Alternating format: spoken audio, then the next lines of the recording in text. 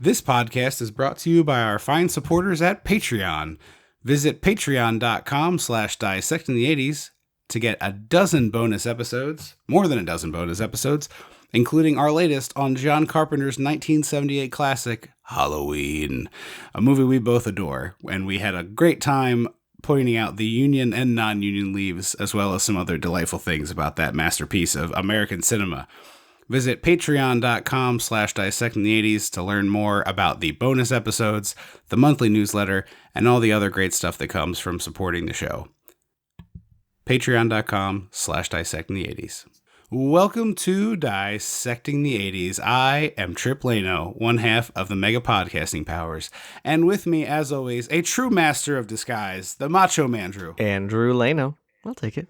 And also a guy who's like, I definitely am not going to impersonate people of other races for this. Yeah, oh God, no. Oh God. I feel like we're talking today about Who's Harry Crumb, a John Candy movie. Have you ever seen it before? I don't think never. I've ever seen it before. We'll get into this later because there were two sequences that felt really familiar to me, and I'm wondering if like I caught part of it on TV or something. It feels like a Comedy Central kind of thing. Yeah, but one I hadn't seen before that I was like pretty intrigued by and also a little confused by while watching. So let's just get into it. We watched Who's Harry Crumb, and that's the question we're all asking. So you know what that means. We gotta go back. We gotta go dissect the 80s. It's your tragically generic comedy. Someone's got your tragically generic comedy. When the mega powers explode. I'm talking about the 80s. Oh, yeah. Great Scott! Cream of the crop.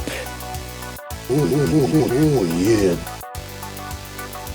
Mega powers, yeah! When this baby hits 88 miles per hour, you're gonna see some serious shit. That is a good way to put it, but I have this question for you, and it is this. If we watched this like 12 times before we turned 12 years old, would we love this just as much? Because I think the answer to that is yes.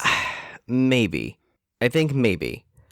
Okay. But it doesn't have like the same sparkle as a John Candy. Like it doesn't feel like it was written for John Candy or like that he really had a hand in it, even though it says he's a producer and all of that.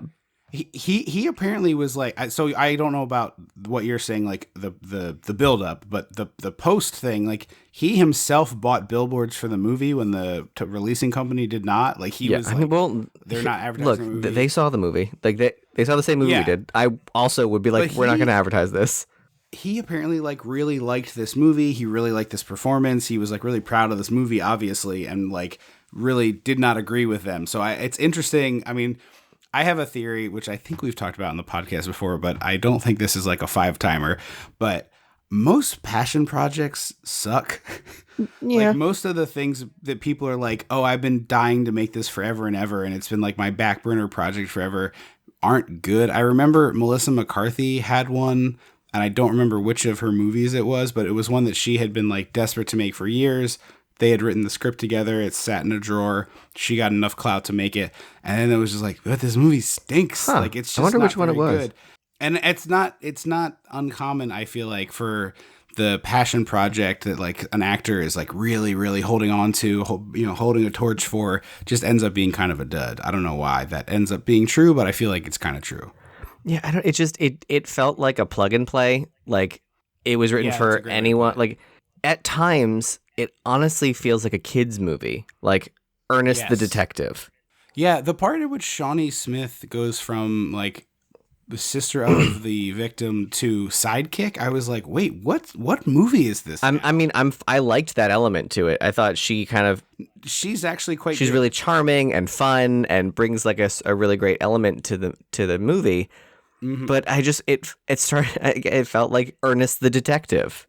Or like the kind of kids comedy jokes in like a Heavyweights or I don't think I've actually seen this movie, but like an MVP, Most Valuable Primate, or a Dunstan Checks In. See, we were not a Dunstan Checks In family. We were a Monkey Troubles. Or Monkey Business? with Thora Birch, right? Yeah, I think Monkey Troubles with Thora Birch and a capuchin. Is it Monkey Troubles? Monkey Business is like a phrase. Monkey Troubles is nothing. I think it's Monkey Troubles because the monkey was a pickpocket, a trained pickpocket, and so she had to teach him to be nice and not steal. Wouldn't I don't mean to besmirch the very talented executives who greenlit Monkey Business or Monkey Troubles, but like, wouldn't a pickpocket monkey also make sense if it was called Monkey Business? I agree. You could Google real quick just because I don't. I love the idea that it is not. That, I mean, that makes Oreos put out a s'more flavored Oreo and didn't call it S'moreo until like 5 years after the fact. So, did they eventually? Yeah, like last year they just put it out as a S'moreo, and everyone was like, "Finally!" It is called Monkey Trouble. What a bad name. Yeah. Okay. I do remember that movie. Also, I thought I was like, surely this is your brain. The last synapse is firing as you go into the light here. Like Harvey Keitel was the bad guy in that, right? And is he? Oh, he's the one who it was his monkey. Yeah, and I just remember like creepy ass Harvey Keitel running around with Thora Birch and a monkey. Like, what are we doing here? He was like, I remember him like breaking into the house to try and get the monkey back. I wonder if that's streaming anywhere. That's got to be. This is one of those things where it's like, oh, oops, we backdoored ourselves into doing Monkey Trouble. I mean, I'm fine with that. I'll rewatch that. I'll revisit that movie and see what happens. But you're totally right in this. Like, a lot of the jokes in this are like really broad kids movie, and I was thinking like there's like a subtle difference between The Great Outdoors, where he has like the crazy water ski sequence, and the general shenanigans of a summer rental where it's like the boat is, it's like they're kind of wacky fixing up the boat. But it's not like, yeah, but like then he like is using his pants as a sail, it's like a little silly. And like this where he gets spun so fast on a ceiling fan and no one notices and then gets like launched somehow and no one notices that. And then the like whole sequence in the air vents, I was just like, I mean, look, I'm an adult, so maybe I'm judging this incorrectly. But this is not a kid's comedy. Like, that's what I thought too. I was confused. It just it doesn't have that sparkle, that je ne sais quoi, that it factor that I come to expect from even movies for like Little Shop of Horrors. It's not a John Candy movie, but his performance in that has like a spark to it. To use a baseball analogy, he's like a guy you can plug in for a pinch hit and get a solid hit, a double, up to a home run, and it's like, yeah, of course, it's John Candy. Yeah, and it just doesn't feel. I don't know. It's hard to explain and describe. There's just something missing, and I don't know what flat. It is. It's a little flat. It is, and the other thing that I found interesting is like. Obviously, he is not a good guy. Ed Rooney. Oh, Jeffrey Jones. Bueller. Jeffrey Jones. Thank you.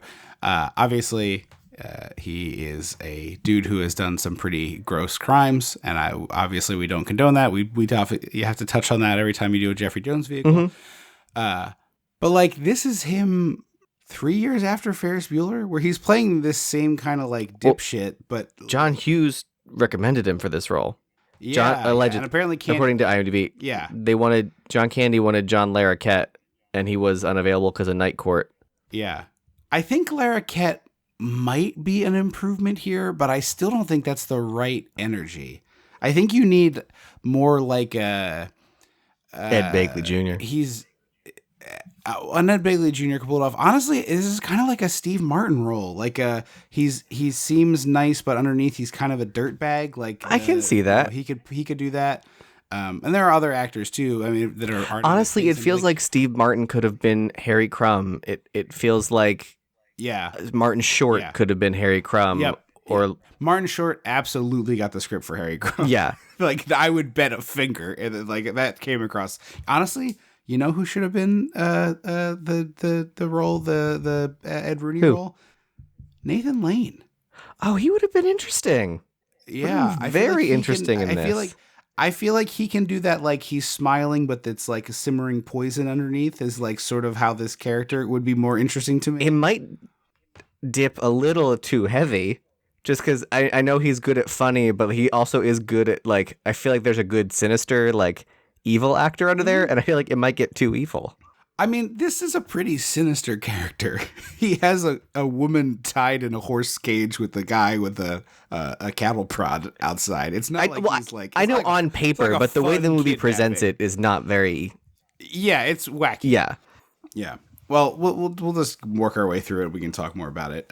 We start with this. We're doing a mud bath. It's a weird, a lot of weird leering shots of a lady undressing in a blue void, but no nakedness. No butt, no nipples. But it's just like kind of like scintillating. It's the same thing they did in that episode of Who's the Boss where he caught her in the shower. Okay, I do not know this. But so there's an episode of Who's the Boss where he caught Judith Light coming out of the shower, and they obviously didn't show like a naked Judith Light, but what they did was like close-ups of body parts you don't normally see without clothes on. So it was like like an elbow. It was like knee and above the knee and the thigh and the collarbone. It was just like close crash zooms on these body parts you don't normally see. So it felt felt scintillating. But that's what it is here. It's like her peeling down her stockings and like unzipping her dress. Let's talk about the outfit you wear to go to the spa. You're putting on stockings. Today it's like if you go to a spa or a massage place, it's like I'm wearing basketball shorts and a big t-shirt.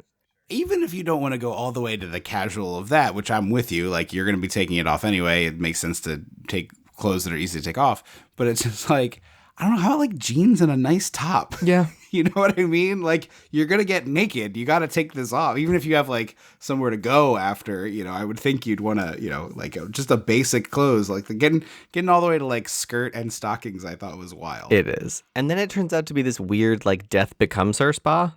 Yeah. Yeah.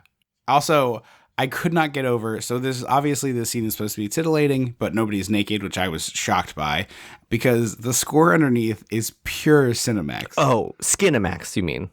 Yeah. It is pure Skinemax, just like royalty-free saxophone .mp3 saxophone, with like kind of like that sexy jazz tone to it. Not like we're not doing the like ripping sax solo here. It's like smooth, like kind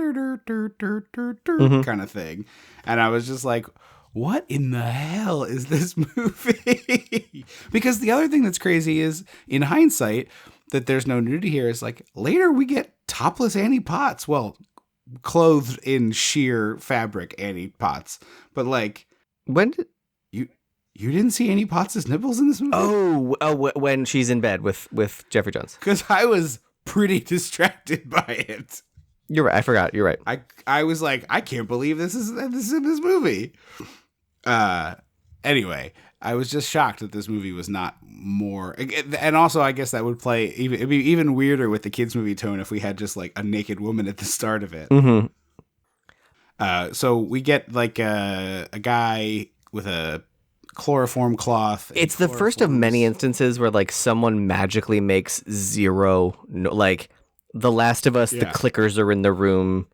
It's what is A Quiet Place. The Crouch.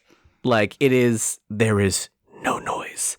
Yeah. And I was like, I've never, like even someone like being shoved from behind, I've never seen someone make zero noise. Yeah. So they chloroform the attendant, and then they chloroform the woman on the table. She makes noise. The woman on the table makes noise. She sure does. And I was like, okay, got it. Nonsense is what we're doing. Got it. They knock over the like spa mud onto this guy's black cowboy boot, and they make a point to show you the mud splashing on the black cowboy boot. Everyone pay attention to the mud on the black cowboy boot. And I went, oh, Chekhov's muddy boot. Got it. Yeah. Nope. I hope you tucked that away for no reason.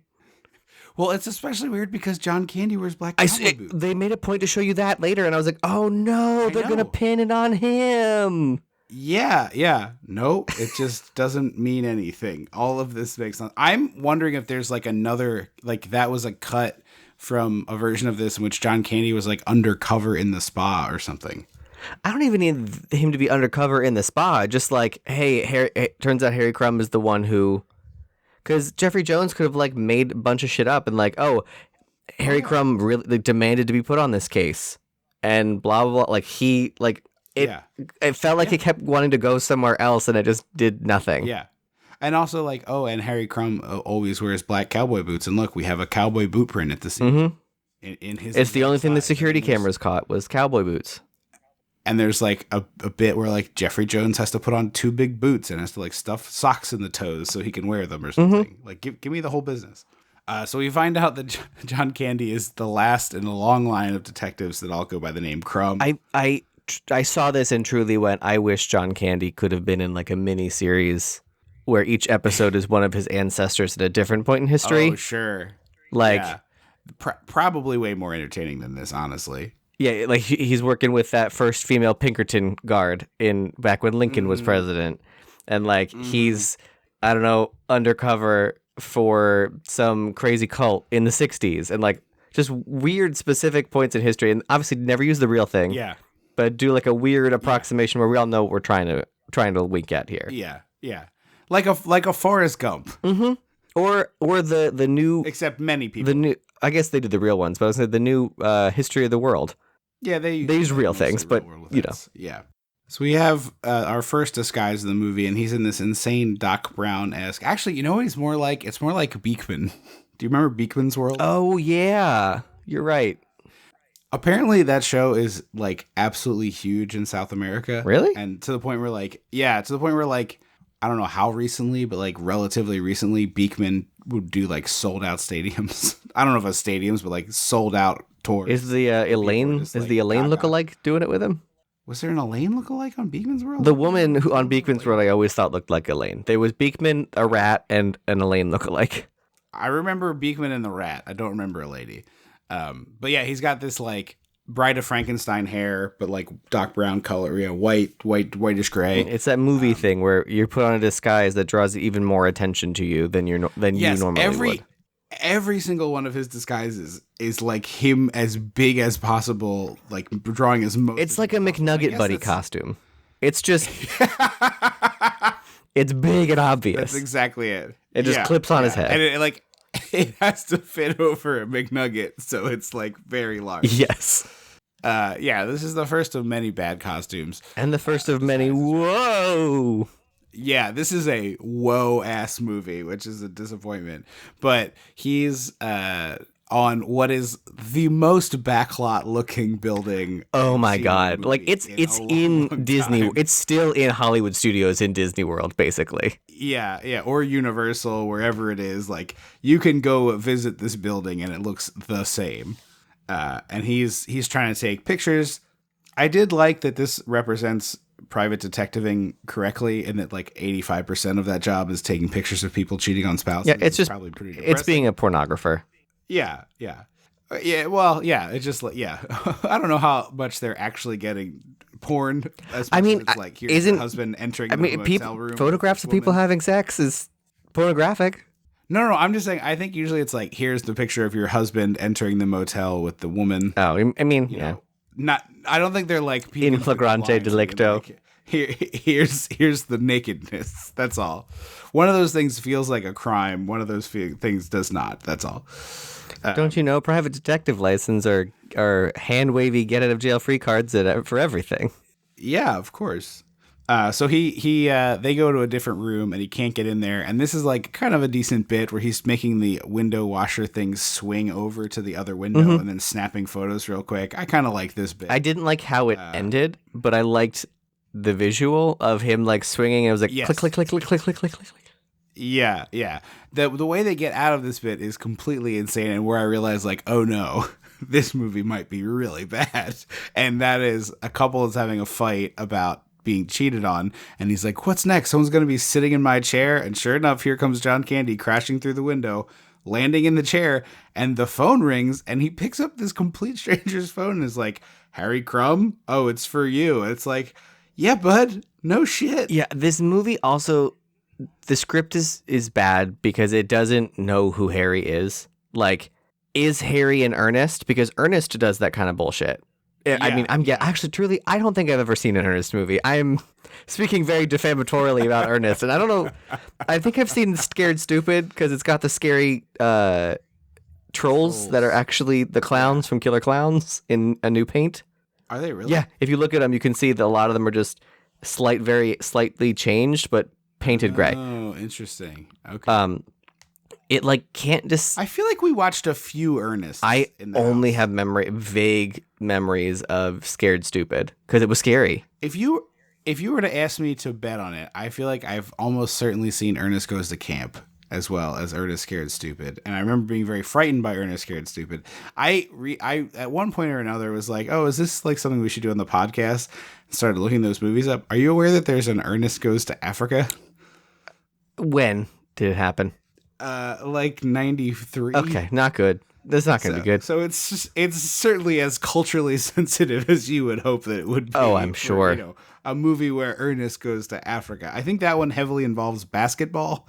I think Ernest We're lucky that there wasn't good CGI, otherwise Ernest would have stretched his neck at one point. Oh, yeah, sure. It still might be in there. It might be in there as like a practical gag. Oh, God. So anyway, that exists. I don't know anything about it. But the movie can never decide who Harry Crumb is. Like, is he a complete moron? Is he a savant detective? Is he a normal, just bumbling guy? Like, he bounces in between, and it's so frustrating. It feels to me like this is the sketch of a character that would have been a pretty solid USA Network show in the Psych and Monk era of like goofy detectives. Yeah, I could see that. Although he's a real detective. Normally they don't do. Although I guess Monk was a. Yeah, that's true. Monk was a consultant. He was not a detective. So they were both consultants. Yeah, I was gonna say. So that's the trick. You can't be a real detective. Yeah, but it's like I feel like if you took this character over the course of a season, you'd have kind of like found it as opposed to trying to find it over a movie where it just feels like a mess. Because like the joke should be that he's an idiot, but he keeps getting to the right answer. Mm-hmm. Like that's the funny version. Of this, I feel like it's like make him Columbo, but a dipshit. Honestly, him being he would have been a recurring character on Psych. That like Sean doesn't have to pretend to be psychic. He just is around and is like fumbling into things. Before Sean can say it, he's like noticing stupid shit that no one else is paying attention to. Yeah. And like the other way to make that work too is like he has an insanely specific knowledge about one or two things and somehow that comes into play in solving the case all the time. Or he knows like trivia. He knows random trivia stuff. Yeah. Like in this one, he knows a ton about the car, and I was like, oh, this is probably going to be like, oh, he knows how to stop it because he knows all about this car. No, that's not it. He just like can say the name of the car in reverential way so that the guy gives it to him. It's just like, oh, that's really dumb. Yeah, and if you're making a kids movie, it makes sense that you'd have inconsistencies like that, but it's not a kids movie, so right, like. Give the script a second pass. Yeah, and the other thing that I find very odd is so the window washing thing ends. We're in his office. He has an orange tree in his office, and the orange tree starts dropping fruits on the desk, and it happens 2 times. And then rule of threes in comedy. Mm-hmm. A full hour later, a different orange tree drops an orange on his nuts, and he goes like, "Ooh!" And I thought it was on his head. I think it's on his head. I thought maybe it just lands in his lap. Whatever. An orange falls on him later in the movie. And I was just like, wait, is that like a callback to the orange tree at the beginning? Because I honestly thought it was kind of funny. This woman like barges into his office and she's like, where are the pictures of my cheating husband? And he, hands her over the pictures. And this is not what she wanted. I took pictures of the wrong person cheating. He took pictures of his own the woman who came to him and said, take pictures of my cheating husband. He took pictures of her. And I was like, but that is just like beyond stupid. Really like, stupid. Beyond like, how do you get dressed in the morning stupid? Right. Yeah. Agreed.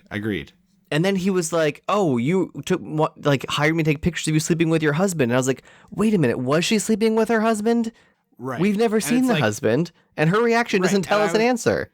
And I was like, wait, is this like a game they play where they go to a motel, so it's like illicit that they're having, like it's like they're like, people do stuff to spice things up. Is this like a thing they do? And then he took pictures of that by accident, and it's like, she thinks that he's actually cheating by doing this with somebody else, which is very confusing as a plot. I was so mad. Like as soon as that happened, I was like, oh, I don't know what movie I'm in now. Yeah.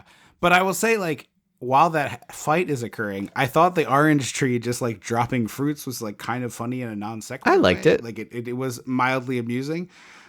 Well, because also the movie starts with Jeffrey Jones talking in such reverence about Harry Crumb and how he's the best in the business. And then we see him, and I was like, he's kind of bumbling, but like maybe that's his shtick, that like he's brilliant but bumbling, because we've seen that 100 times. And then he like pulls this out 5 seconds later where he's like, I took pictures of you who asked me to take pictures of your husband instead. And I was like, so wait, huh? Yeah. Like you said, how are you even functionally alive? I do love this comedy cut here where it's like the phone rings. They're like, we need you to come to Los Angeles. And we cut from like an airplane. And then we pan down into the bus. Track down. Yeah. And it's a bus. And he's on the bus with Jim Belushi in an inexplicable cameo. They probably were just friends, right? Yeah, I guess. But it's just like, hey, yeah, uncredited cameo, Jim Belushi. Yeah. And John Candy's eating cherries. He's kind of doing some Uncle Bucky shtick here, I feel. A little bit, yeah. Where it's like he's eating cherries and he offers them to the stranger and he says no. And then he opens a Coke. Or a cold, refreshing Diet Coke with only 1 calorie cola. Okay, do you want to know about this? Because your mind's about to be blown. Hold on, let me find it in my notes. Because United Artists was owned by the Coca-Cola Corporation. Yeah, TriStar was owned by United Artists, which was then in turn owned by Coca-Cola. Yes, Scheinhart Wig Company. And so every TriStar movie and most United Artists movie featured Coke heavily, and this movie is no different. The crisp, refreshing taste of 1 calorie Diet Coke. The point later where John Candy is like spinning around the fan, the little boy is drinking a can of Coke in this restaurant. Yeah, no, he's not. No, he's not. Everyone else has beverages in glasses, and this little boy has a can of Coke turned just perfectly to camera. Although, wait a minute, wasn't there a restaurant we went to with some frequency where they did that? You got a cup of ice and a can? Big Fish. I thought it was big. I was like, wait a minute, maybe that is a thing with like seafood restaurants and we just don't realize. Yeah, maybe. Yeah, maybe that's a thing. Yeah. Yeah, that was their thing there. I remember. I always remember that. A bottle or a can? So weird. It was a bottle of Coke. Yeah, it was. Yeah. Yeah. That cannot be cheaper than getting just a soda line. No, there's no way that's less expensive. None. And all the plastic waste. Well, yeah. But what do they care about that? It's not their job. That's not their problem. Yeah, I guess. Then we cut to a scene where he's like trying to rent a car, and very clearly they shot this scene with dialogue, and then we're like, yeah, we got to get rid of this, but we have to get him in a car. And I was just like, you don't though? Like, it's fine if he just has a car. We can just assume he rented it. Yeah. You know? And they have a whole scene where they're like trying to sell him the nicer car, and he's like, no, I want the piece of shit. There's also a weird drives off the lot. They're trying to get him in the fancy red car, and he's like, no, I want this green car, and it's called like Smokey's Cars or whatever. And then on the windshield it says Smokey's discount on the green car that he's trying to get, and the KEY or the EYS looks like it's been like a different car, like is covering something up, like as if there was something different on the original thing, and they're like, well, like it said smokers, and like, oh, we got to fix that. It's so weird. I thought it was going to be a thing. I did not catch that.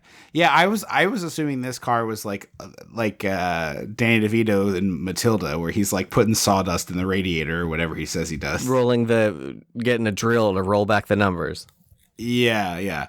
But no, the gag is he pulls it off the lot, the cheaper car, and immediately gets T-boned and then has to drive off in the more expensive car. Yeah, and that's why they kept this scene, because they were like, we filmed the car accident, so yeah, we're using the footage. Yeah. And it's like it's a dialogue song that's one of those ones that's like kind of be in the movie plot a little bit. I didn't even notice any lyrics. I gotta be honest. It's not to the level of like, and we're gonna be detectives, but it's like, you know, going to the city kind of thing. And it's just like, all right, what? I don't want this. Take it away. Yeah. We get to the Crumb offices where this is a part of this that I find genuinely confusing. Ed Rooney is supposed to be real schlubby, down on his luck guy, but he is the president of this detective agency in a fancy ass office. Yes, And in his office specifically, he has not only a number of dinosaur skeletons, but also allegedly one of 2 in existence Triceratop eggs. Pterodactyl. Pterodactyl. Why is he poor? Maybe he's just not a millionaire. He spent all the money. He spent all the money on the fossils, and he has no money left. I mean, you could sell that pterodactyl egg fossil. I mean, yeah, if it's one of 2. Also, not to be, a douche, but this belongs in a museum if there's only one of 2. And it doesn't have a cultural attachment, so it does actually belong in a museum.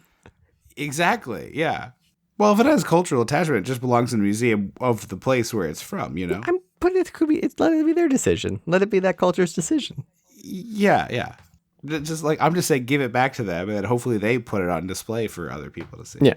I was just talking about this at work. I forget the context, but like how Greece is like, hey, Britain, can we please have back the Parthenon that you took and put in the British Museum? And Britain's like, it's really nice there. We take better care of it than you probably could. That's what they've said. Like almost went on record. You guys went bankrupt and stuff. So like, don't think you're good enough to handle the Parthenon. Yeah, sorry. It's also, I think where the Rosetta Stone comes from. I think it's Egypt, but I'm not brilliant. Yeah. Has a photo of the Rosetta Stone because the real Rosetta Stone is in the fucking British Museum. Yeah. The place where it came from and was found has to be like, here's a picture.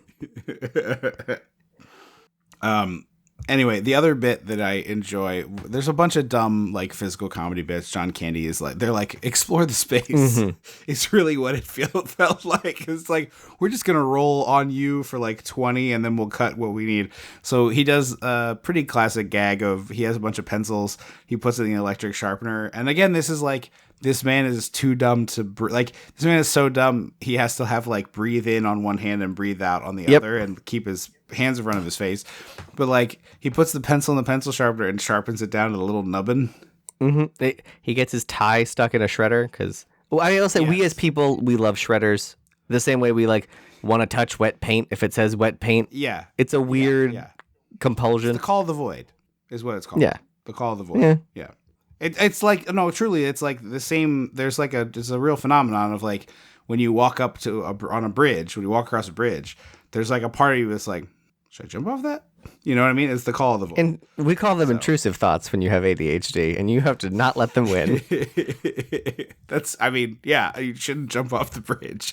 But I remember a couple years ago, Mom for Christmas got me a plasma lighter. I don't know if you remember that, but it does this little like. Oh, it's the two prongs with the zap in the middle. Yeah. It's like this little purple. It looks like something that a mad scientist would have a big version of. Yes. This one's like pocket size.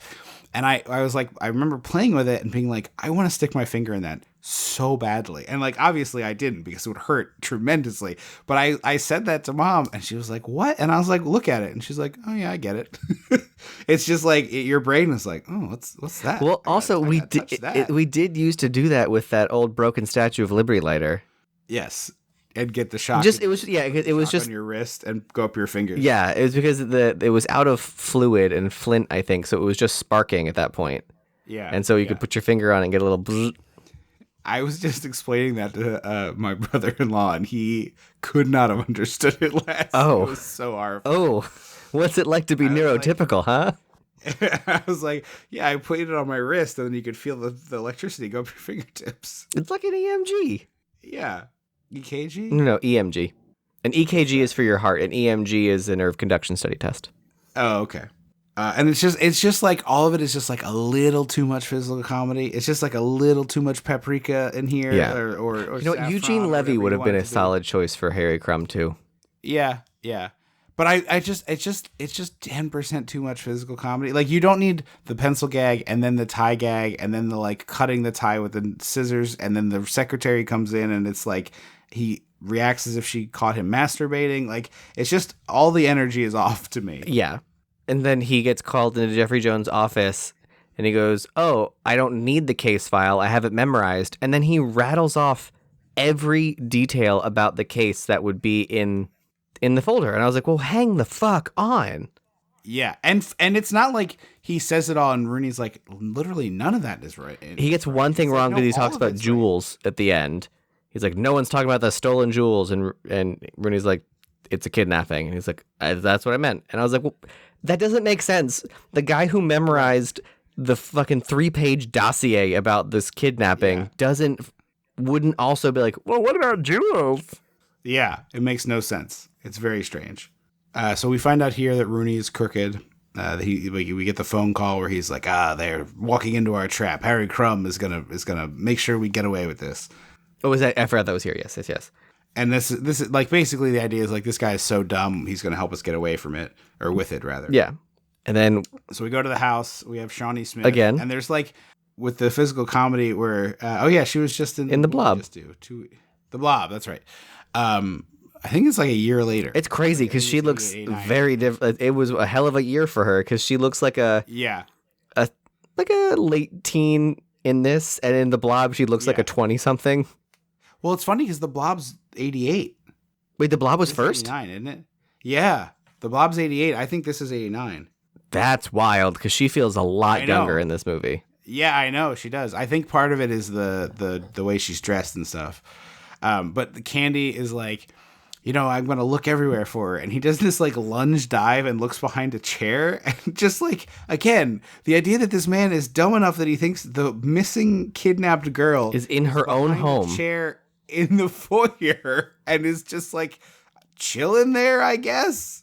Annie Potts comes in looking fucking stunning. Yeah. Like smoke show Annie Potts. Yeah, I was like, what the hell happened to you between 1984 and 1989? This is a different vibe. Well, she was I think it's designing women. She let designing women happen to her. Oh, okay. Even though she wasn't particularly sexy in that show, but she was around a lot of like.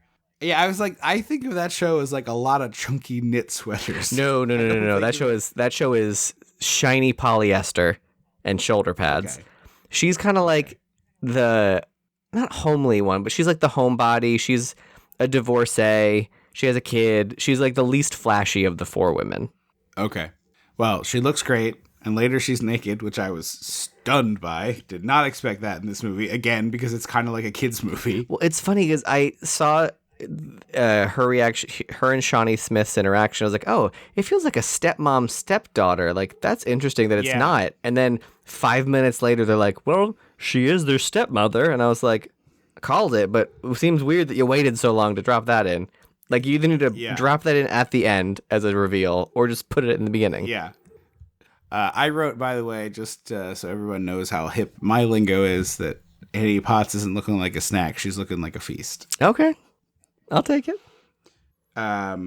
We go to the office of the father of the missing girl, and Candy is really turning on the blundery stuff here. Like, first he knows exactly what kind of fishing lure he's tying, and then 5 seconds later, he's got his hand in the fish tank, and a fish has, like, swallowed up to the middle knuckle on his finger, and he can't get it off. And then, like, a gag I did like, he, like, flicks his hand, and it lands on a picture. I did like that. It's the exact size of the fish in the picture, which it's almost Kramer is how stupid these all feel. It's like dumber Kramer, though. It's like... it is like a high schooler in a small town doing Kramer for the talent show or in the musical. He's just doing Kramer as his character for the like. Oh, okay. You're saying it's like the Music Man. He's like Mr. Mushnick in Little Shop, and he's just doing it as Kramer. Like, yeah, okay. But it's like a high schooler doing, it's just like a bad version of a thing. Like, Kramer's funny. Yeah. I'd like his physical comedy. I don't love all of it, obviously. And I could, certainly do without the stand. Well. But, in terms of like the formula of that show, like he brings a flavor that nobody else is bringing. But the difference is like there's 3 other comedy viewpoints on that show, and this we just have Harry Crumb. So it's just like a bad Kramer turned up to 30. Yeah, so he's like bumbling around, gets a fish caught on his finger, slams his hand onto some fish hooks. And like the problem is like you put 10 jokes in. Like if you just did the fish hooks, I thought that one was funny. Well, like, but no, the problem is what happens next. He does the fish and the fish hooks, and he's like bumbling around, like soaking wet, And then he picks up 3 darts and makes 3 bullseyes. And I was again confused. But the third bullseye knocks the whole board down and breaks a bunch of glass. Which isn't his fault. Like, right. It's not like he hucked it at it. He was just throwing darts. Right. And now he made 3 bullseyes, and then the last one made it fall. And I was like, I'm just confused by everything. Yeah. It's a very bizarre tone over and over again. And that's what we're going to say this whole movie. Sorry to tell you. Especially like this next sequence, he goes to question... have you ever seen Little Britain? Yeah. I mean, I'm aware of it. I don't know that I've watched a lot. So, I know what I think you're saying are you going to say that he looks like the bald guy? It looks like when they put the bald guy is in characters. Because there is a character. Yes. He did at one point in Little Britain play an Indian character. The joke was that they weren't going to let him in because he was Indian, but he was British because so many Indian people live in London at this point. Yeah. But he like put in it's like the fake teeth and the tan skin and the stupid accent that's offensive. I was like, this just feels like that guy. He hosts the Great British Bake Off now, and he's gay. I can't remember his name. No, the bald one. The bald one. Noel is Mighty Boosh. Noel is Old Greg and the Mighty Boosh, and then the bald guy. But he also is a Great British Bake Off. They both host. They're co-hosts. Okay. I was like, the Mighty Boosh also does. Yeah, I know the actor you're talking about. Matt. He did a movie where he played. Damn it! What the hell is her name? I always remember the character Fat Amy from the Pitch Perfect. Yeah. Oh yes. He played. Like He played her brother. Yeah, and it was like great casting. Like they facially look a lot alike. What movie was that? We read your diary. We thought it was a sad handwritten book. I remember that line. Yeah. He's a good actor. That guy is funny. He's very funny. But he plays this like in this version of it, it's like this sort of like Zohan-y it is the Zohan or the love guru. Yeah. This one is just like vaguely Middle Eastern. The one in a bit is like just over. Oh, that one's just full on. Not like Indian by nonsense. any stretch. Yeah. Actually, before I forget to say this, I was going to say it later, but we're talking about this now. I was recently recommended a sketch from, I forget what it was from. I think it was a sketch comedy group that was all Indian people living in Britain. Okay. I think that's right. And the sketch is a group of Indian people are at an American or at a British restaurant. And the bit is like lampooning the behavior of boorish white assholes who like get drunk and go to get Indian food and treat the waitstaff like assholes. Oh, that's fun. They ask for food that's from a completely different culture, and it's like all you people are the same, like that kind of thing. Mm-hmm.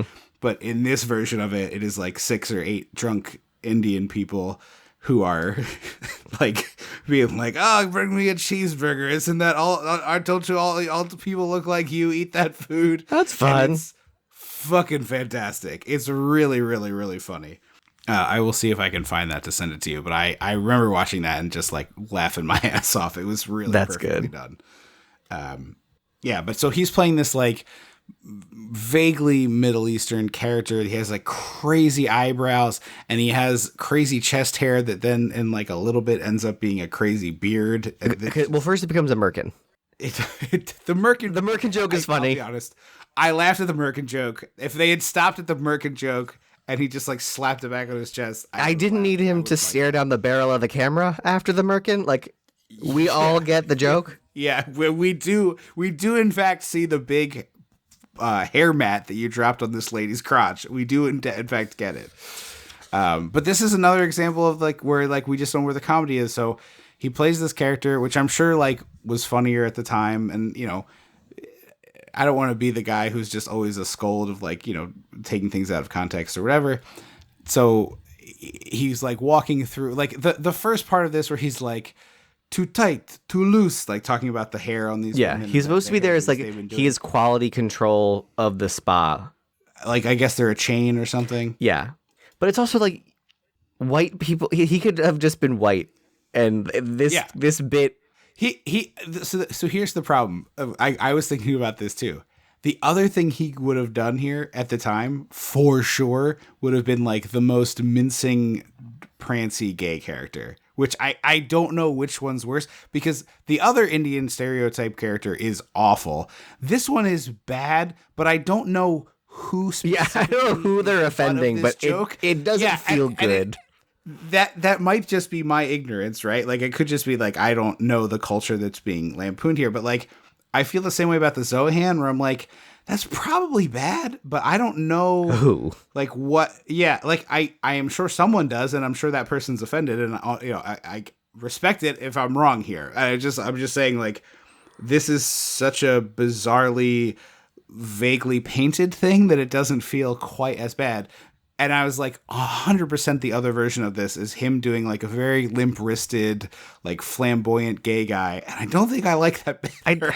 But you're right. There is a way to do it where he's just like vaguely European. Yeah, he could have been done a fake like British, French, German accent. Or French, yeah. Yeah, like oh, don't you? This is Gustav Wertheim, the number one hair man in Germany. You know, like he could have done that thing and just had him do the same bits. Mm-hmm. Or like, I mean, you would lose John Candy for the scene, but like he could put on a wig and a quote unquote mask, and then just have a woman walk in and do the scene. Oh, sure. And then and it's like a complete. That's a great. Like if it's a completely different body type woman, that would be very funny to like me, actually. It's an Annie Potts type, like. Yeah, and then like later we see him take the mask off, and like part of the cut is like it's like that Smokey Bear, that horrifying Smokey Bear ad from the 80s. Yes, with a hot lady. Yeah.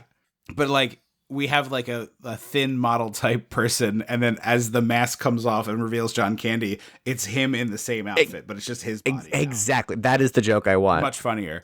Yeah, but.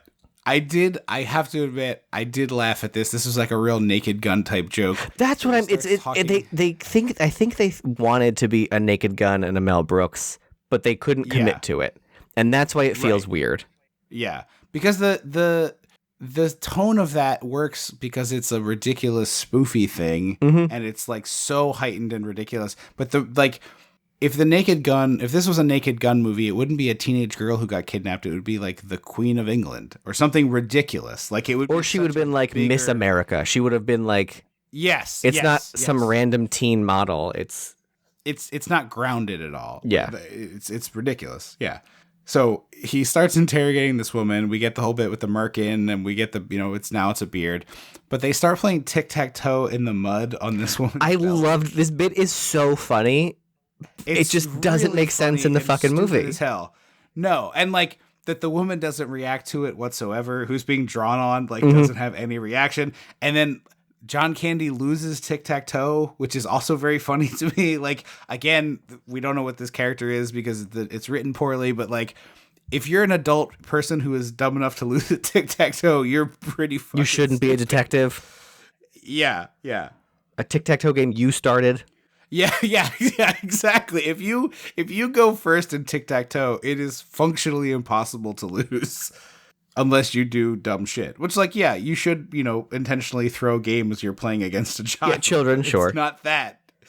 And this is where we learn that the young woman who got kidnapped took Annie Potts' normally scheduled appointment time. Yes. And so I was like, so were they trying to kidnap Annie Potts? Right. Because and I think the answer is yes. But I don't think so, because also, it feels like Annie Potts should have been in on it, and she wasn't ever in on it. Right. Which is funny that she had her own separate crime she was planning. Yeah. The idea that two different people were conspiring to kidnap this teenager is a really funny thing, but again, it's all, like, nothing in this movie is fully baked. Well, it wasn't two people trying to kidnap. Two people wanted the money. Once she gets kidnapped, Annie Potts tries to, like... She was like, I was going to kill my husband for the money. Now these kidnappers are going to take the money. Yeah. But this movie is just a bunch of bowls of cake batter. Yeah. Yes. And frosting. Like, it's not a baked cake. It's just like, here, I don't know, you do something with this. Then we see that there's a weird, lazy butler who's an idiot. Like, what was he doing in this movie? This dude is like a classic children's movie actor. I feel like I saw this guy in a bunch of stuff, and he has a very specific odd look, and I don't know. Unique look. Let's say unique look. Rather than odd. Rather than calling him odd, let's say he has a unique look. Okay, fair. I apologize. But I don't know if he actually is cross-eyed or he is cross-eyed for bits, but everything I've ever seen him in, he has this like, sort of cross-eyed business eyes and acts like a complete fool. Yeah, I looked him up and immediately forgot the other things that I would definitely know. Oh, you know what? No, he was in Back to the Future too. Yes. He's the one who says, I think I stole his wallet. He stole his wallet. And he was in But I'm a Cheerleader. Okay. He also played the caterpillar in an Alice in Wonderland that I definitely saw as a kid. Oh, was it the one with Whoopi Goldberg? Is that live action? Yeah, it's her face in like a weird body. Okay, that's what the caterpillar is. It's this guy's face in a weird body. Okay. But yeah, he pops up in like several scenes throughout the movie. It's like 2 or 3. It's not enough to be like Right. They should have just cut him or put him in more. Right. We're having dinner at the house with John Candy, the family, and the lead police detective. And Jeffrey Jones. And Jeffrey Jones. And we're drinking Batman champagne, so you know it's a rich guy's house. At a long table. But also, we learned that the kidnappers said they want $10 million, which is a hefty fucking ransom. Yeah. If you got not J. Edgar Hoover, J. Paul Getty money, then yeah. Why are your kids ever alone? This girl's lucky she's not a Getty, because we all know what happened when that ransom note came in. He threw it in the trash and said, "Kill him." Mm-hmm. But we've talked about this before. This was such a weird staple of the 80s, which is a woman in hosiery sexily rubbing her toes on a guy's dick over his pants under the dinner table. And I like this movie does a Naked Gun style version so of it. good. It is perfect the way they do this. Because it starts off with Annie Potts doing it, and she's rubbing John Candy's crotch, and you're like, oh man, what is this? And then he pops his shoe off, and he's got a hole in his sock and 2 toes wiggling free. Which great. Already off to a great start. And he starts putting his foot in Ed Rooney's crotch, thinking I think at least we were led to believe it's not. We think he thinks it's Annie Potts. He definitely does. Although, call me crazy, I think if you put your foot on a man's crotch, but also if she's got her foot on you and you put your foot on her, that feels like a fit. You could know what that feels like. You should feel a leg in there. But so it's like they're seated at the table. It's 4 people seated across from each other. You know, the person on the left side reaching across. Annie Potts is on the left, reaching across to touch John Candy, who's reaching across. Just picture a Z. Yeah, reaching across to touch Ed Rooney, who thinks he's being touched by the police captain, chief, detective? Detective, at least, yeah. Detective.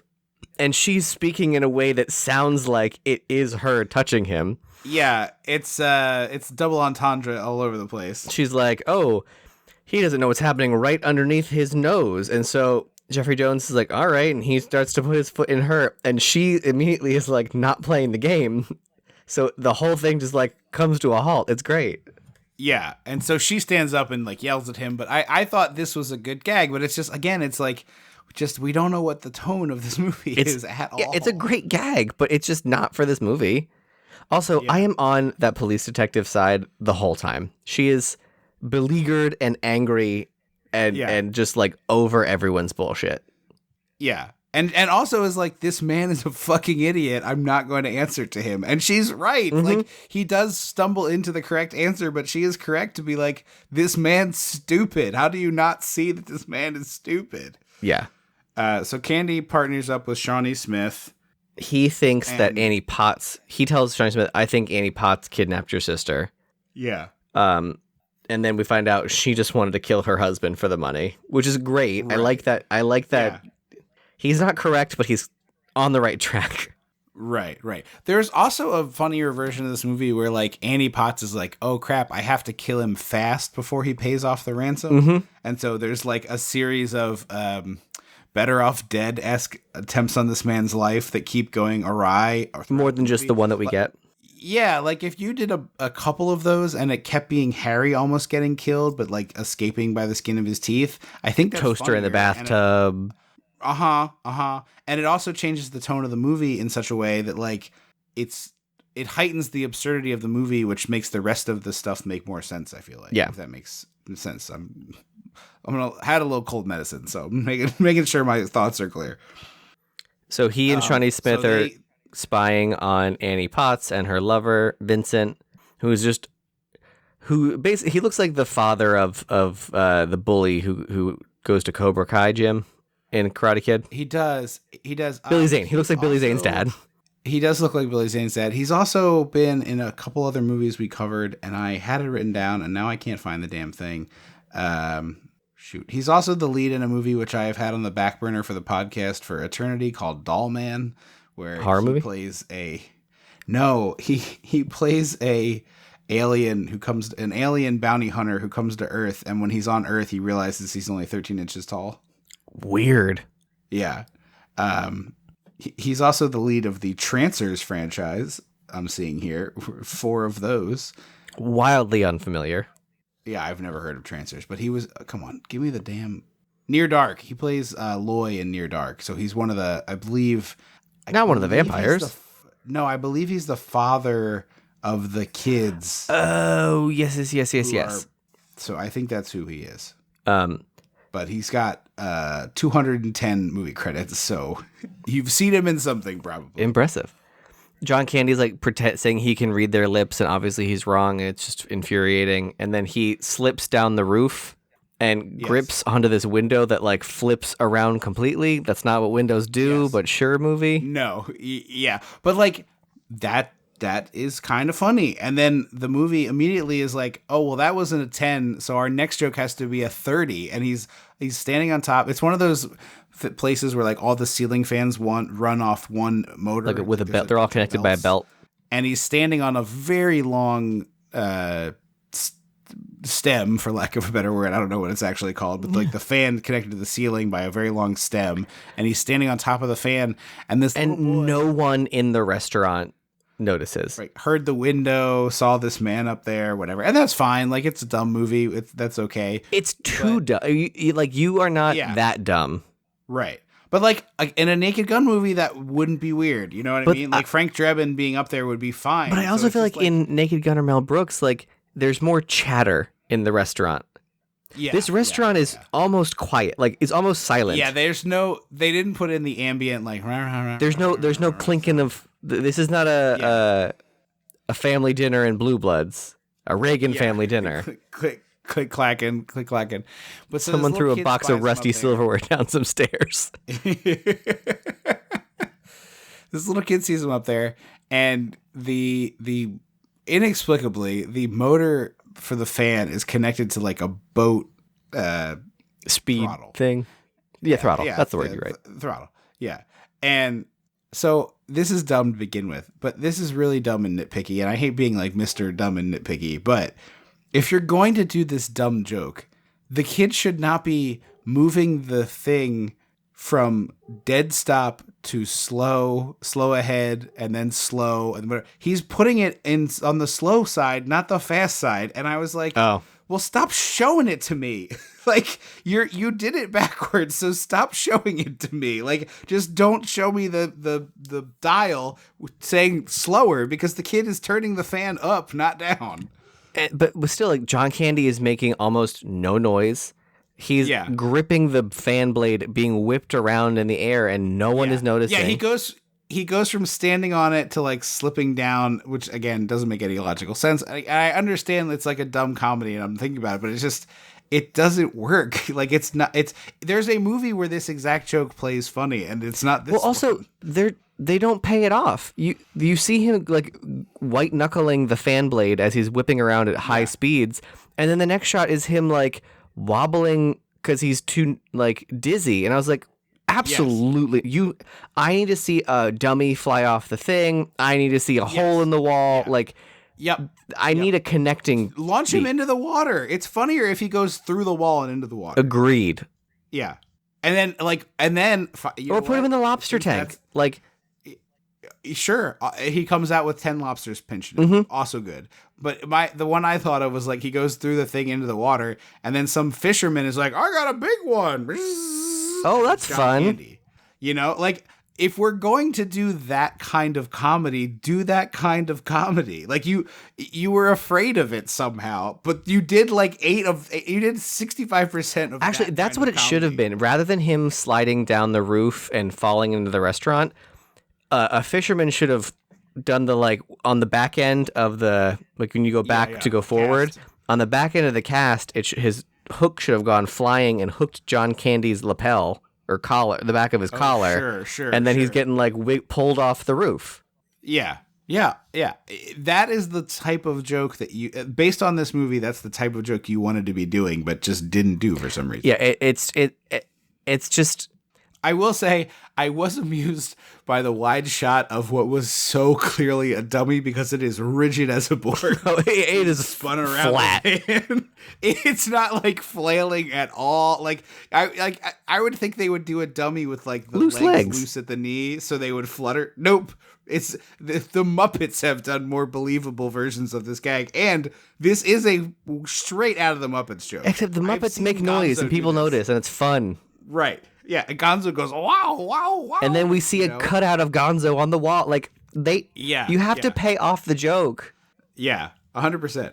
He does the like same thing I did when I was a part of the stunt show at Universal, the disaster ride, and Dad, where we like stumbled coming up as if we had taken a big fall and were dizzy. Like that's funny when you're at a theme park.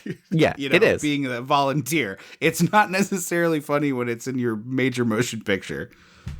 Annie Potts and her lover remove her husband's brakes, or I guess the fluid. I don't know cars.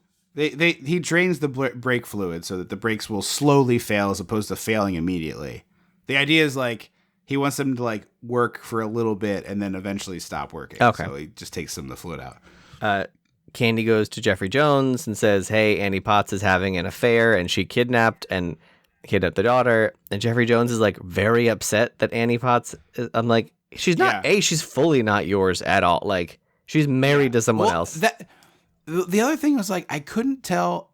I thought that Annie Potts is not sleeping with him, and is it like he's mad because she's like I'm married, I won't cheat, and now he's like, well, you'll have sex with this other guy. Like I couldn't tell. figure it out. He does a hilarious stunt double backflip. It's again, this movie doesn't know what it wants to be. This is very Naked Gun. This is very Mel Brooks. Yes. Also, this is where he like shows off the boots, and it was like, oh, the boots. Is this gonna be? No, sorry, no. Although, frankly, it's funnier if the stunt double is like fully not him. Like, I mean, it pretty much wasn't. It was wearing like a carrot top. but they were clearly trying. It wasn't like they took an actual like Olympic gymnast body type guy.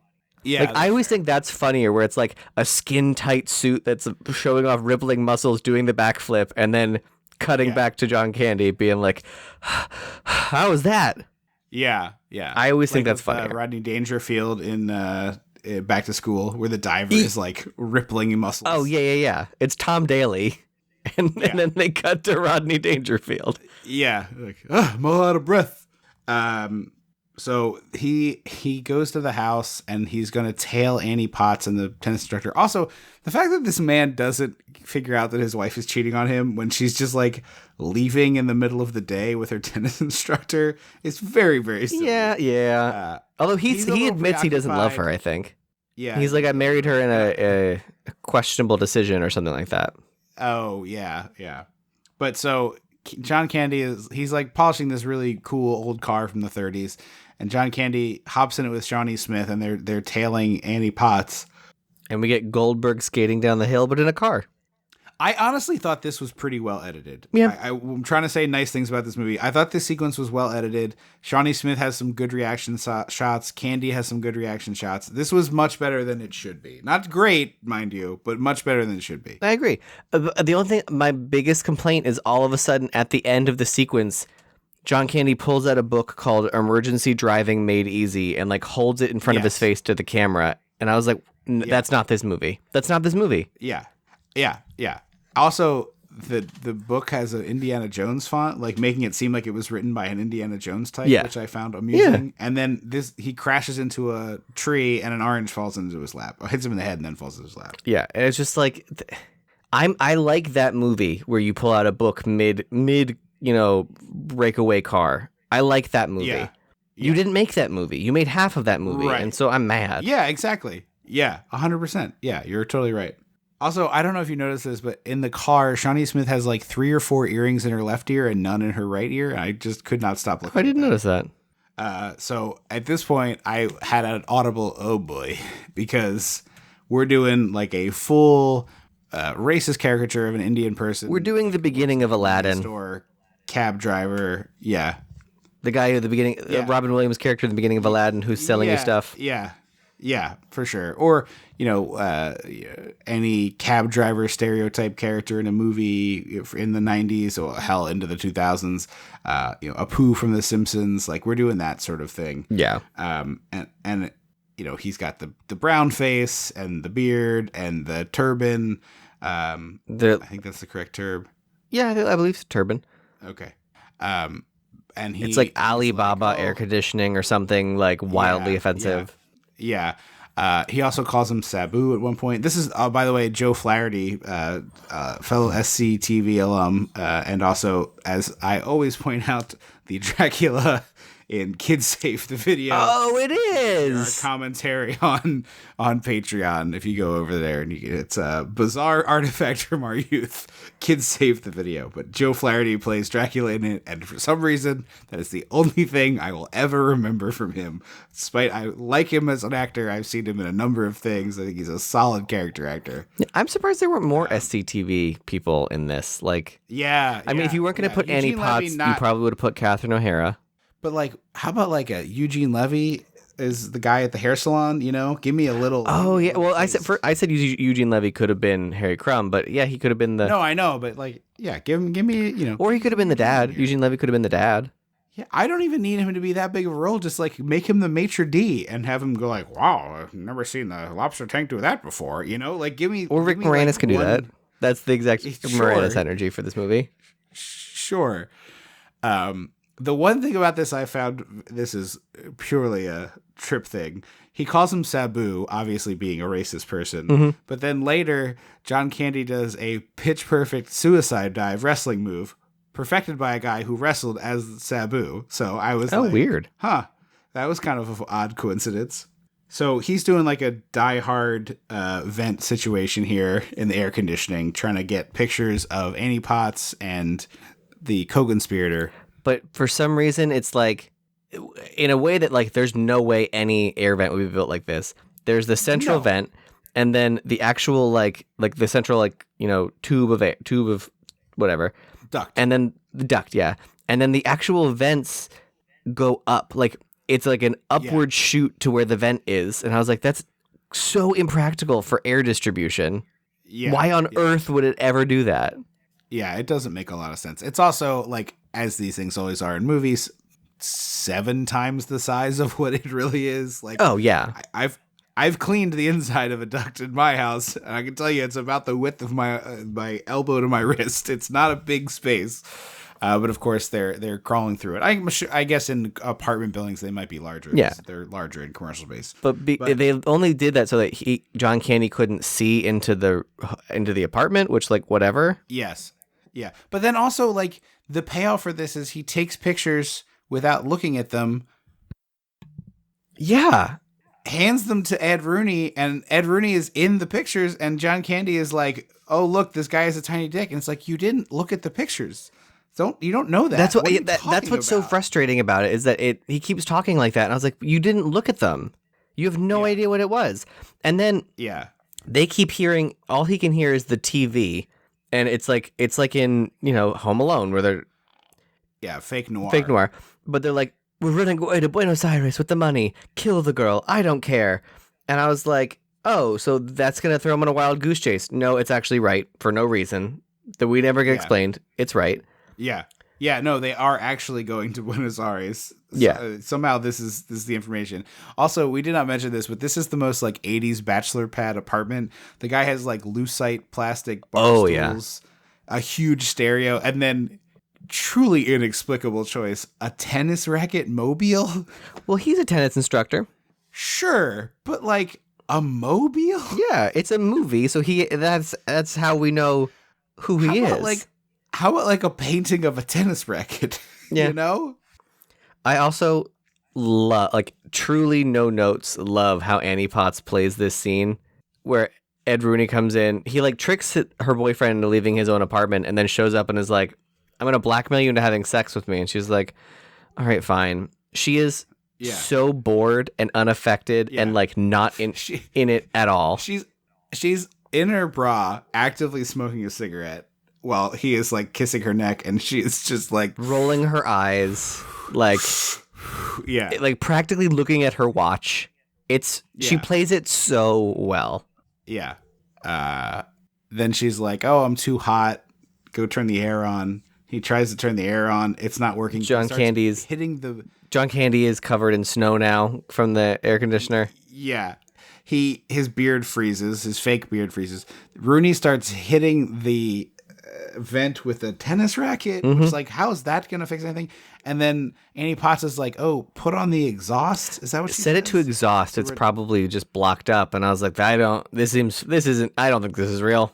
I was like, I've not seen every air conditioning unit, but I've never seen a reverse option on suck to blow units. Yeah. Or blow to suck, I guess, in this instance. Yeah, exactly. Never seen that particular thing. And so John Candy gets on like a giant... First of all, it sucks everything out of his pockets, which I have to admit, I kind of laughed at. That was fun, whatever. A bunch of dollar bills, then a bunch of loose coins. It was kind of funny. But then it was him on like a slip and slide by making turns somehow? Yes. Yeah. There's like a point where he comes to a fork, and I was like, oh, he's going to smash into that. That'll be like the joke. No, he just like goes left. And then we have a bit where Joe Flaherty hears a bunch of noise in the vent. A single quarter comes out and he catches it. And he's like, ooh, quarter. And I was like, come on, man. I know it's 1989, but that's still one worse shit. And then like you got yourself a gumball. You're that excited about a plastic ring. Yeah. And then more noise comes, and he's like, ooh, more change. And he's like ready to catch it. And this is where Candy comes out in like a full wrestling suicide dive and knocks him all over the place. Annie Potts gets the next ransom letter that says, I want the money by Friday. And she's like, well, that's not enough time for me to kill my husband. So she takes a black Sharpie, crosses out. This is really good. It's crazy. It's all magazine cutouts, like classic, kidnapping ransom stuff. Note, yeah. She takes a black Sharpie and crosses out Friday and then glues new letters to make Monday above it. Yes. Yeah. Again, if we're doing a Naked Gun movie, this is funny, but this this doesn't have that tone. Yeah. Like, she should have just pasted MON over FRI and no one would have known. Right. But yes, exactly. I get why you would do this. It's a funny joke. Like, it's a funny idea, but it just doesn't make any sense. It's funnier. It make the whole thing Naked Gun like this. Right. So Candy has a stationary bike in his office. The weird, not like any stationary bike I've ever seen in my life. I have seen this where you can like take your regular bike and like put a thing on it and you can ride it in the house, but it is not as elaborate. Yeah, the ones that I've seen are just like a mount that it sits on so that you can pedal freely. Yeah. So he's pedaling on this bike. He's talking to Rooney after he shows him the pictures of him having sex with Annie Potts that Candy clearly hasn't looked at. And he's like, there's just one thing I can't figure out, what this lever does. It must be some kind of brake. And it's like, I know where this is going. And he yanks. I mean, I didn't know exactly where it was going, but I knew where it was going to start. I didn't know where it was going to end. So he pulls the lever, the bike ejects from the harness. He goes Kool-Aid Man style through the wall, which I got to admit I did laugh at. Yeah, and finally they showed it. I'll tell you about it. Yeah, and then he grabs the door jamb of Rooney's office. The bike continues. He like gymnast in a circus. Hop ho hop. Yeah, holding on to this door jamb with his fingertips. The bike hits the priceless fossil collection and then continues rolling, knocks the pterodactyl egg over, smashes it to pieces. Also, we had a bit earlier where they were in Rooney's office and Rooney had to make like a diving catch for the egg. And Candy was like, touchdown. It's all ridiculous. But again, I can't get over like what is in Rooney's office is worth $10 million. Yes, he like he does not dinosaur need fossils this are $10 million. Incredibly expensive. Yeah. We cut back to the kidnapped girl's family's house, and the poor police detective is so angry at everyone. I'm just like, Yeah. he's a moron. Yeah. Yeah, she's like really over this shit. But then they do the thing where it's like Candy picks up a stack of money and he flips through it with his thumb and he's like, this is missing money. And she's like, you can't possibly know. He that. did. He had picked up 2 and said, it's all there. It's all there. And the third one, he said it wasn't. And they made her, he was like, count it then. And so she does. And he was right. And I was like, right. What character are you writing? Yeah. Yeah. It truly feels like there were 2 scripts and the 2 pages responsible for bringing the new versions to the guy who was going to read them, the executive, were coming from opposite ends of the hallway, bumped into each other, and they were like, oh shit. And then they put the scripts together, and the one that the guy approved had like 20% of serious script edit and 80% of the goofball script edit. And he was like, it's perfect. There's your picture. And like, that's what we have here somehow. Yeah. Or, you know what, even more likely, he got 2 complete scripts that were separate and was like, nope, and he ripped them in half and just stuck and like taped them together. Yeah, yeah. So the drop-off's going to happen at the racetrack. The police tracker has a range of 3 miles, which is adorable. Yeah. And it's like, oh, Candy's going to be undercover as a jockey. And I was like, okay, we're going to get a bit where like he's riding on a horse. That's going to be silly. Like, no, the bit is, and now, mind you, in a Mel Brooks movie, this joke is good, where there's phone booths, and then there's special tiny phone booths for jockeys who are small. It's cool because I didn't know that until I watched Pushing Daisies, where there's a whole episode about... Oh, yeah, jockeys are tiny guys. Yeah, well, Kristen Chenoweth's character was a former jockey, which is funny because she's very tiny, and so all of her friends are very tiny people who got killed. Yeah, so... Candy like wedges himself into a tiny phone booth, which he can't use because he's a big man. Yes. And like, you know, big guy in small space. It's not funny. The most cutting edge joke, but this is funny. I'm laughing. Rooney comes and takes the money. Yeah, Rooney calls him on the payphone and goes, give the money to Jeffrey Jones. And I was like, that seems very, like, I know he's an idiot, but that does seem suspicious. Yeah. And I don't know what version of John Candy is going to, you know, get this. Right. So he's got this Halliburton case of cash. He takes it. We have this Escape from New York style radar happening with like a green dot on a grid, which I like. And then Rooney is smart enough to throw the transponder out, and it gets run over by a car and stops working. John Candy at this point tells Shawnee Smith, hey, the flight to Buenos Aires isn't until 4, so we have all the time in the world. And I was like, but they're not going to Buenos Aires. Right. Why is that the thing? And so I think what happened is he told Rooney the plan. I don't remember if this was in the movie, but I think I can deduce using my powers of deduction. He told Rooney the plan was go to Buenos Aires. So Rooney then makes his plan to go to Buenos Aires, which doesn't make sense because if I just thought it was happenstance and the movie was bad at explaining anything. Well, it also doesn't make any logical sense because if Rooney is like, oh, he thinks they're going to Buenos Aires, I should go anywhere else. Yeah, literally anywhere. Like the world is infinite. I'll just pick not there. So Annie Potts is trying to find the case with the schlubby. I guess he's not a schlub, but the tennis instructor guy. Also, this guy is like not nearly fit enough to be like the sexy tennis instructor. He needs to be a little more jacked. And like 25 years younger. I mean, I'm fine with him being, you know, comparable in age, but he just was not like the hot, sexy young thing. So they find this empty case, and she's all mad at him. Candy gets freed by the phone booth by a bunch of jockeys tugging him out, tug of war style, at the behest of Shawnee Smith, who is like swinging a buggy whip, which I thought was very she's got the crop.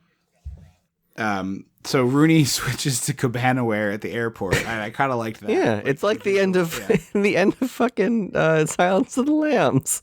Yeah. Or John Hammond, which is the same energy. Yeah. And he calls Annie Potts and he's like, "Hey, I have the 10 million. Come to Buenos Aires with me." And she's like, her lover's in the shower, and she's like, "You got it." So she shows up truly dressed as the Chiquita Banana Woman. It is the best outfit. Like, it is so conspicuous. but like complete. Yeah, conspicuous is the right word. And I meant to say that. Ronald earlier. McDonald, yellow and red. Yeah, she is. It's not a bit. She is dressed like the Chiquita Banana Lady. Yeah, with the fruit on her head. You know. I know, Carmen Miranda. Yeah. But also, like, earlier, John Candy was tailing them in the most conspicuous cars. That's consistent for this movie, that, like, nobody does anything sneaky. There's a double cross at the airport as the Chiquita Banana Annie Potts is there with Rooney. The other guy shows up. He's like, you shouldn't talk so loud on the phone when I'm in the shower. And he's got a gun in the airport. Which is like, oh my God. Like, remember that? Remember the truly lawless airport times we could live in?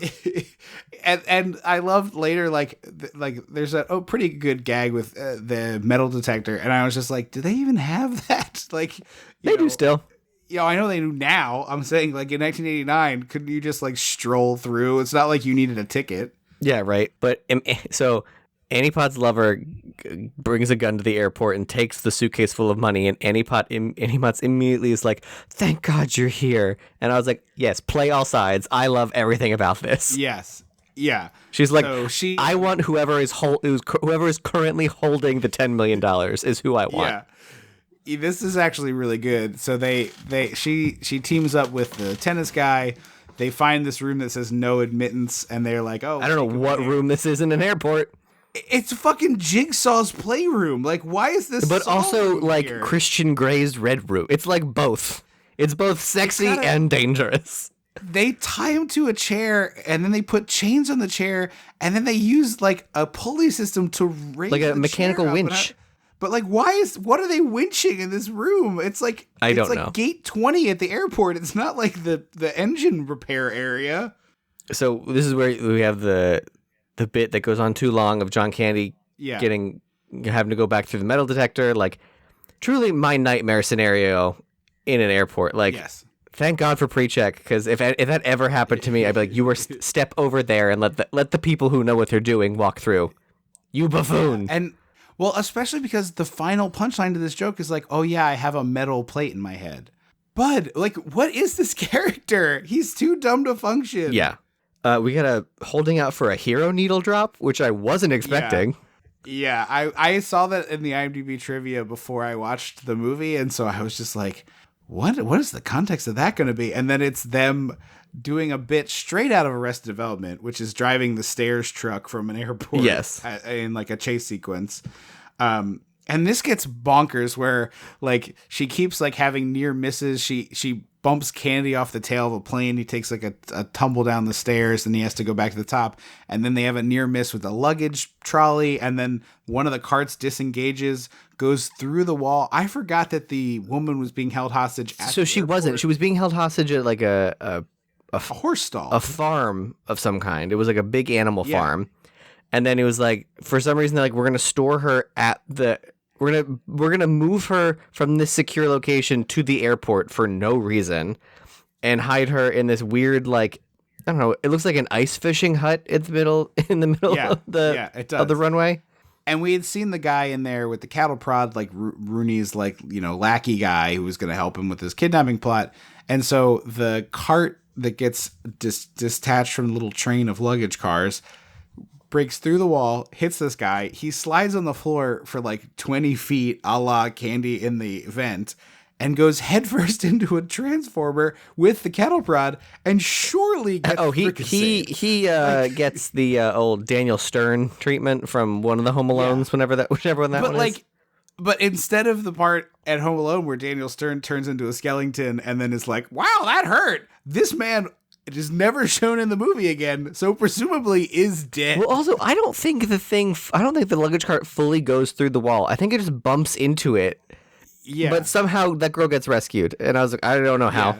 And like the electricity, the transformer blows up. It's like chaos. Meanwhile, they're still driving the stairs. The plane stairs. The plane stairs directly at the door of the airplane that they crash it in. Tennis guy into the door.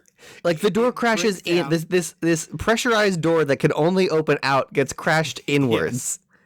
Yes. Candy, no worse for the wear, walks through with like a hero score sting underneath it. Like, you know, the cowboy. I genuinely thought this was not going to be their plane. That would have been funnier, like much funnier if it was. But no, they have like a showdown. The guy pulls the gun on the plane again. Wow. The classic bad guy has a gun, never uses it. And Annie Potts is like, shoot him, you idiot. I wanted Annie Potts here to be like, oh, thank God he was kidnapped. I fucking wish.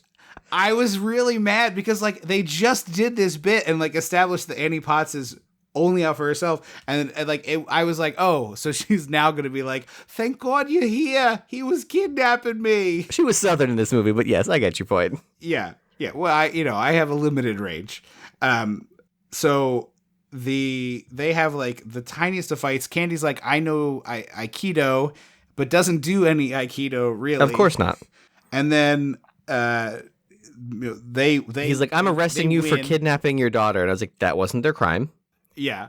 And then we cut to the inside the airport where the kidnapped girl has been rescued magically. We don't know how.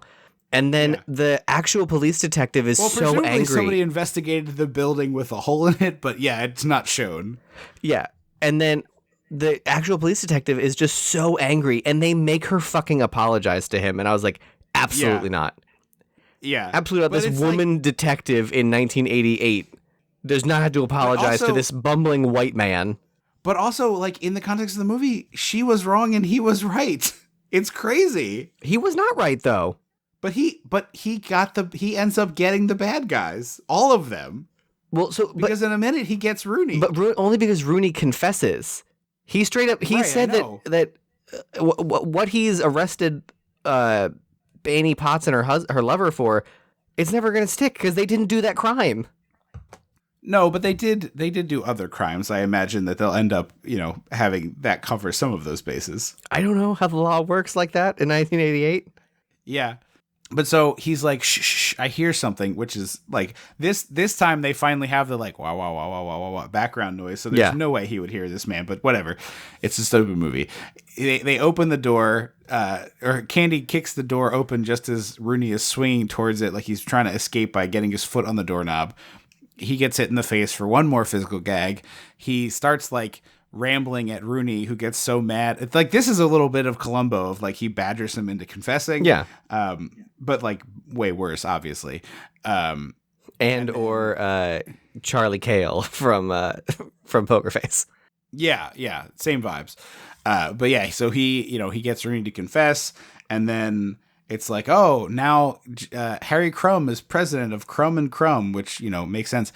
I have to ask, though, so this final scene, he's got this crazy 80s door that's like silver and black vertical stripes. Yeah. Was it doing the thing, like, I don't know if you can see this, but like, is that where it gets like blurry? Yes, if your pattern is too fine in TV, It looks like it's moving. Like you see it a lot with men's ties. Mm-hmm. Yeah, okay. It was genuinely giving me nausea. Like I was like, mine was not that bad. Like, because it was such a big, like normally it's a tie. It's like pretty easy to not look at it. It was the whole wall behind John Candy, and I was like, oh God, I'm gonna puke. And then our final joke of the movie. The Bottoms Up Club is a great gay bar name. I have to give credit. I hope there's still a bar called the Bottoms Up Club. Surely somewhere in the United States or elsewhere is the Bottoms Up Club. But they're like, you got to call, it's very much like, we got one. Mm-hmm. You have to go to San Francisco. And then he comes out in like very much like a drag queen Dolly Parton thing. It's a serve. I got to be honest. Like he would, if he was on the main stage at RuPaul's Drag Race, kind of a serve. The lights in the hair is really something. It's a nice touch. It's got like Christmas lights woven into it. And he's like, he throws his scarf over his shoulder, and I forget what his final line is, something stupid. And then it's like, clearly it was like, Harry Crumb will be back in Harry Crumb San Francisco Treat. And it's like, no, he won't. No, you will not. So the look at the end of this movie is very similar to him in Armed and Dangerous, where I don't know. Okay. I've only seen a short clip of him in drag, and so I don't know if his whole character is a gay guy or a drag queen, or this is undercover thing, so I don't know. Probably that. It would be shocking to me if his whole thing was that he was a drag performer or whatever back then. But final thoughts on this bad boy?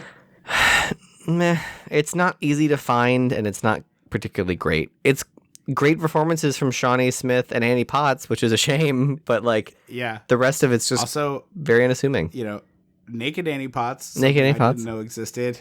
Not to be a lecherous scumbag, but I was shocked by it in this movie. Yeah, it's like clearly he was very fond of this character in this movie and this performance. Like obviously the way he talked about it and that he paid for his own billboards, like he loved it. Like I said, I do wonder. Like I think there is a world in which we watched this a bunch when we were 10. And 10 to 12 or 8 to 12 or whatever, like when we were watching The Great Outdoors and Summer Rental and the other John Candy movies that we watched. I just think that those movies make more cohesive do think sense. They're better. I do think they're better. I don't think there's any argument that they are better. I don't know that they're much better. Do you know what I mean? I just mean like from an objective like movie making comedy writing standpoint, they're more cohesive and like they're solid. Yeah, I get that. I mean, I certainly like those movies better. It's like, I think this movie is like a C-. I think those movies are like realistically like a C+, but for me personally, it's more like a B- because I think they're solid, easy B-. Like for me, it might be a B, but I think in general it's a B-. Yeah, that's what I'm saying. It's like, I think I think if you were to look at like contemporary reviews of them, they probably said the same things about that as they said about this, although they were more successful, I think.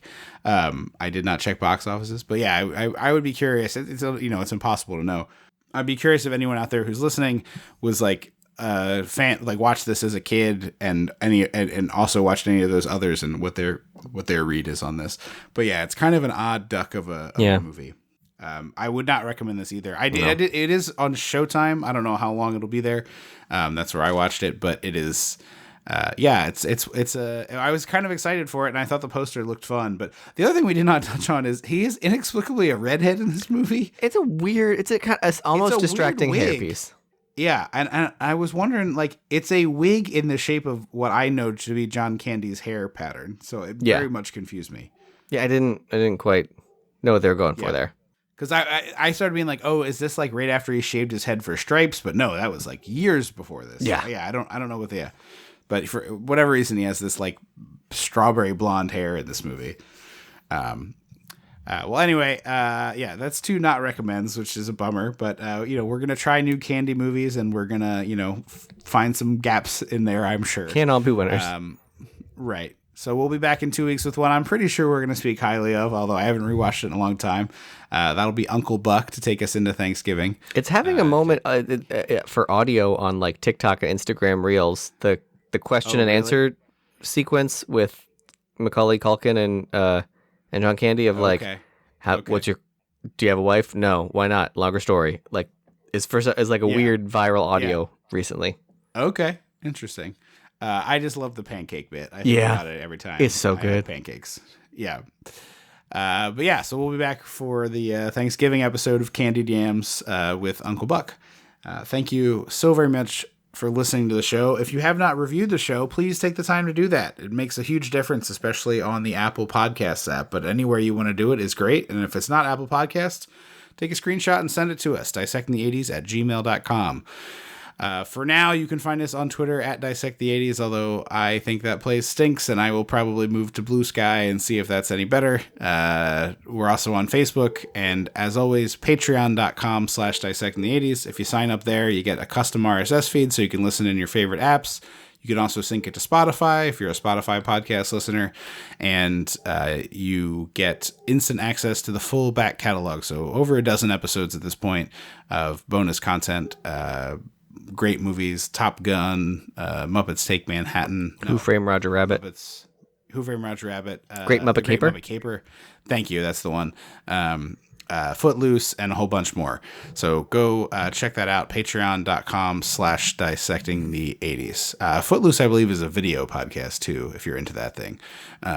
So yeah, patreon.com/dissectingthe80s. Check that out and see if there's a tier that works for you. Thank you again so much for listening. I've been Tripp Lano. I will always be Andrew Lano. Until next time. Don't you forget about me.